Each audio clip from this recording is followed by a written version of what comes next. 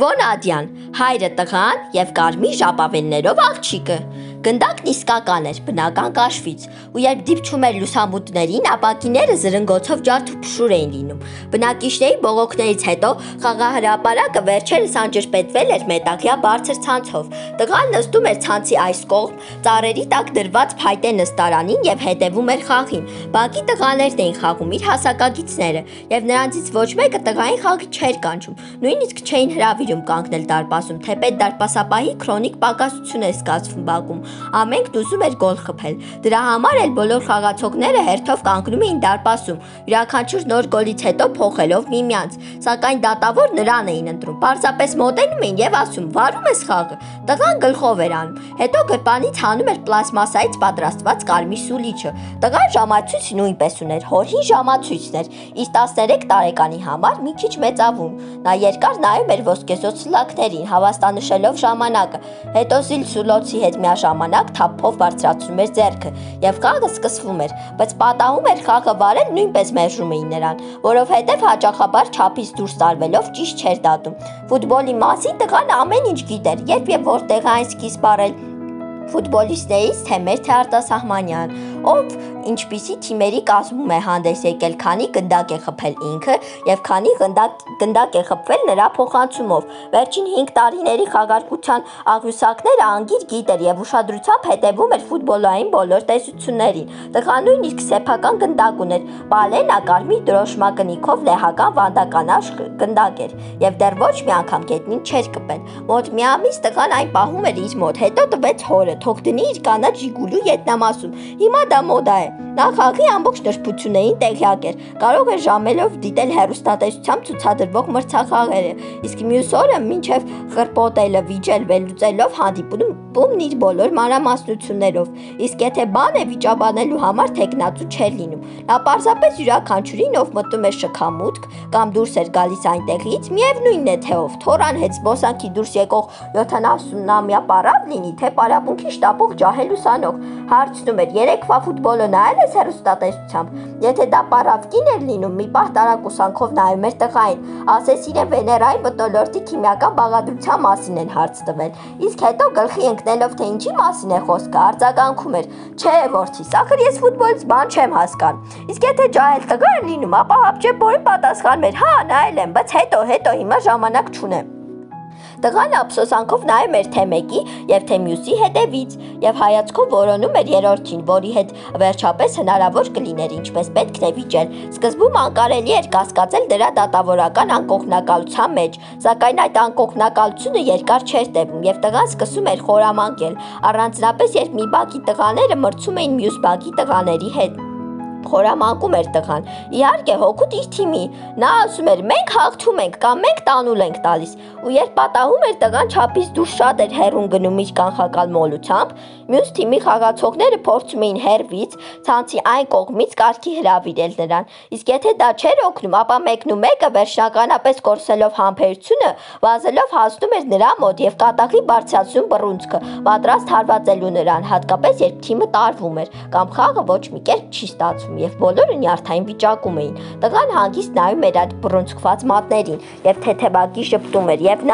նրա ժպիտը մի տեսակ հանդուգն էր և անհասկանալի էր։ Ուզում էր նա արդյոք թե ոչ, որ հարված են իրեն, որ իր և այդ տղաների միջև կռիվ ծագի, այնպիսի կռիվ, ինչպիսին լինում է մյուս տղաների միջև, երբ մի անհաջող փոխանցման պատճառով կպչում են իրար և սկսում է անողոք ծեծկռտուկը, միաժամանակ մոռացել տալով խաղի մասին։ Տղան հաստատ գիտեր՝ ոչ մի կռիվ չի լինելու, գլխավերևում պարզած բռունցքը այնպես էլ կմնա օդում կախված, և աչքի տակով նա տեսնում էր, թե ինչպես տղաները, ինչպես իրենց, այնպես էլ մյուս բակից թողնելով խաղը, դանդաղ մոտենում են նրան, ով համարձակվել է բարձրացնել ձեռքը խփելու իրեն, և գիտեր նաև, որ եթե հանկարծ դրա խելքին փչի խփել, մյուսները տեղնուտեղը կջարդեն նրան։ Տղան այդ մեկն էլ գիտեր, և դա նրան չէր ուրախացնում, որովհետև եթե ձեռք են բարձրացնում մեկի վրա, լինի դա իրենցից, թե նրանցից, միևնույն է, ապա մյուսները մոտենում են ոչ թե ջարդելու, այլ պարզապես ասիվ մենամարտ են սպասում, մենակռվի, մենամարտ։ Իսկ ահա իր հետ երբեք այդպիսի բան չի լինում, և առհասարակ ոչ մի մենամարտ էլ չի լինում։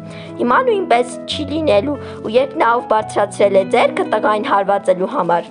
Այդպես էլ առանց հարվածելու, ափսոսանքով թափ տալով ձեռքը հեռանում է։ Տղայի այտամկանը սկսում է ցնցվել, նա խոնարհվում է լուքը եւ արցունքները որոշ ժամանակ խանգարում է նրան ժամացույցի թվահարթակի վրա տեսնել սլաքները, որովհետեւ նրա համար վիրավորական է եւ այդ վիրավորականն այն է, որ նույնիսկ եթե ինքը 1000 անգամ մեղավոր է լինի տղաների առջեւ, միևնույնն է, ոչ մի կռիվ չի լինելու իր հետ եւ չի էլ կարող լինել, ու եթե լինի, իր փոխարեն ուրիշներն են կռվելու եւ այդպիսի անարդարության համար տղան սկսում է վրեժխնդիր լինել եւ յուրայիններից եւ ուրիշներից վրեժխնդիր լինել ճակատագրի ընձեռնած միակ զենքով իր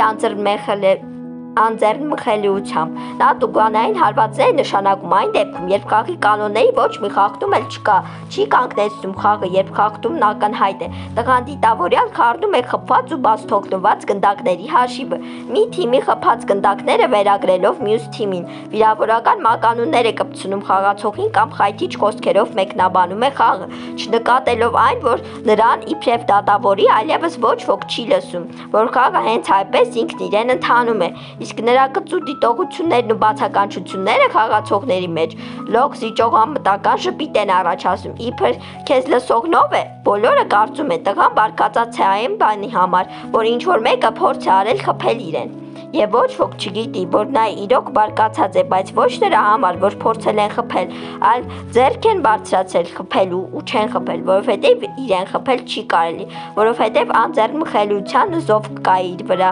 Իսկ տղան ուզում է լինել այնպիսին, ինչպիսին բոլորն են, չի ուզում դատավոր լինել ու նստել մետաքյա ցանցից այն կողմ, չի ուզում մրցախաղի չար մեկնաբան լինել ու թունոտ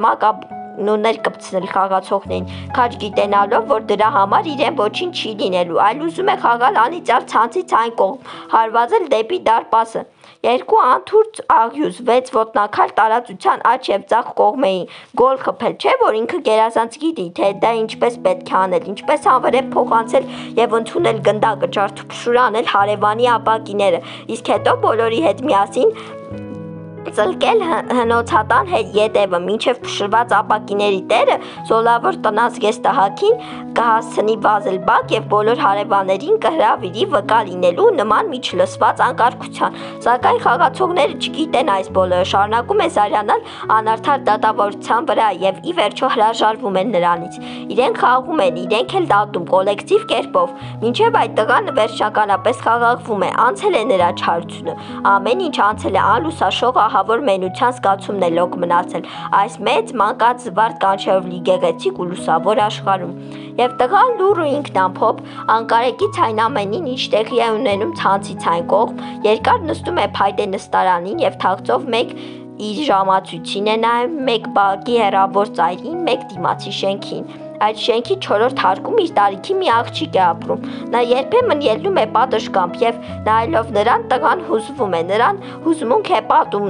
նաեւ երբ մոտենում է դպրոցից աղջկա տուն վերադառնալու ժամանակը։ Տղան ներքուց զգում է այդ պահը եւ սիրտը արագ-արագ սկսում է խփել։ Պայուսակը ճոճվելով անհոգ եւ քմահաճ աղջիկը երևում է հեռվից։ Կարմիր ժապավենները հյուսքերին, գեղասրունք ու բարակ իրան, ինչպես մատրաշ-բարդի, հրացայց սև աչքերով ու կրակի շեղջի պես հուրհրատին տվող վարդագույն ուռուցիկ շուրթերով, նա ժպտալով անցնում է տղայի կողքով, առանց կանգ առնելու, եւ տղան ամբողջ օրը մտքից չի կարողանում հանել նրան։ Եվ ահա վերջապես շենքի հետևից հայտնվում է հոր կանաչ Ժիգուլին, անշտապ թեքվելով բակի կողմը, այն դանդաղ ընթացքով մոտենում է շքամուտքին, կանգ առնում, փափուկ չխկում է դռնակը, մեքենայից ելնում է հայրը, նա դեռևս ջահել է, բացարձեն ճերմակած մազերով եւ դեմքը նրա հոգնած է, բացաչքերը նայում են հանգիստ ու հաստատուն, նա մոտենում է որդուն, ողջունում է նրան ինչպես մեծին։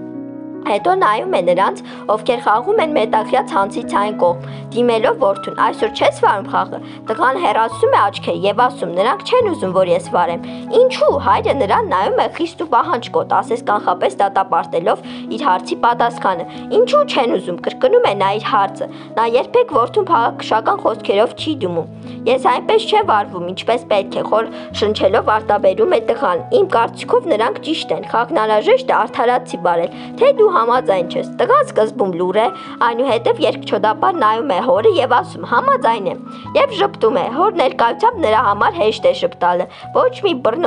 բռնազբոսիկություն, ուրեմն շատ գեղեցիկ, իսկ այժմ կարդա այս նամակը։ Հայրը ծոցագրպանից բացված մի նամակ է հանում, մեկնում որդուն, հեռավոր Գուրգան քաղաքից է նամակը։ Տղան սկսում է կարդալ եւ նրա դեմքը հետզհետե ողողվում է լուսապայծառ ժպիտով։ Տղան հավատում է նրա ամենակարող մեծազորությանը, ով գրել է այդ նամակը։ Երբ ենք գնում, հարցնում է տղան անթակության համբերությամբ։ Շուտով պատասխանում է հայրը, նույնպես ժպտալով, չես ուզում գնանք քաղաքից դուրս։ Իբր իմիջիալոց հարցնում է նա։ Ուզում եմ, տղան նայում է նրանց կողմը, ովքեր խաղահրապարակում են։ Միայն արի շատ մնանք այնտեղ, մինչև բոլորը կգնան իրենց տները։ Կմնան այնքան, ինչքան կհերիքի ժամանակս, ասում է հայրը, բայց հեռու կգնանք։ Այնտեղ քաղաքից հեռու, վերջերս մի լավ աղբյուր եմ գտել։ Կնստենք այդ աղբյուրի մոտ եւ